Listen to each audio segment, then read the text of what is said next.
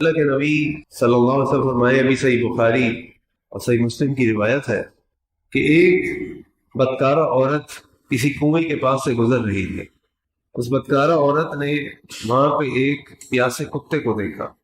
بے پیاسا کتا پیاس کی وجہ سے ہلکان ہو رہا تھا، بے چین ہو رہا تھا، کنویں کے ارد چکر لگا رہا تھا، لیکن اس کی سمجھ نہیں آ رہا تھا کہ میں اس کنویں سے پانی کیسے نکالوں، کیسے اپنی پیاس کو بجھاؤں۔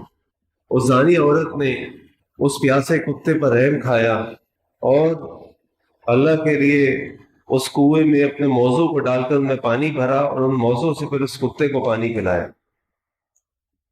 اللہ تعالیٰ نے اس بدکارہ عورت کو اس پیاسے کتے کے ساتھ نیکی کرنے کی وجہ سے جنت میں داخل کر دی۔ کہ اس سے ہمیں پتہ چلتا ہے کہ ہمارے دین کے اندر جانوروں کے حقوق کی کتنی اہمیت ہے۔ یہ کتا کوئی ایسا جانور نہیں ہے جس کو ہم اپنے گھر میں رکھ سکیں۔ جس گھر میں یہ جانور ہوتا ہے کتا، اس گھر میں فرشتے نہیں آتے۔ یہ کتا کوئی ایسا جانور نہیں ہے جس کو اللہ تعالیٰ نے ہم مسلمانوں کے لیے حلال کیا ہو کہ ذبح کر کے کھا لیں،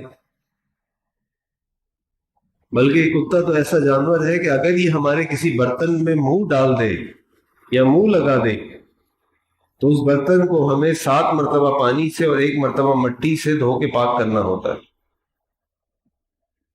اور وہ عورت کوئی مومنہ، کوئی پاکیزہ، کوئی صائمہ، یہ روزے رکھنے والی، اللہ تعالیٰ، اللہ کے نبی نے اس کی یہ خصوصیات نہیں بتائی۔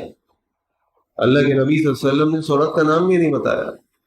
اللہ کے نبی صلی اللہ علیہ وسلم نے اس عورت کے گناہ کا تذکرہ کیا اور اس سے اب گناہ اس کی پہچان تھا، لیکن اللہ تعالیٰ اتنے رحیم ہے کہ اللہ تعالیٰ نے اس گنہگار عورت کو اس نیکی کی وجہ سے بخش دیا اور جنت میں داخل کر دیا۔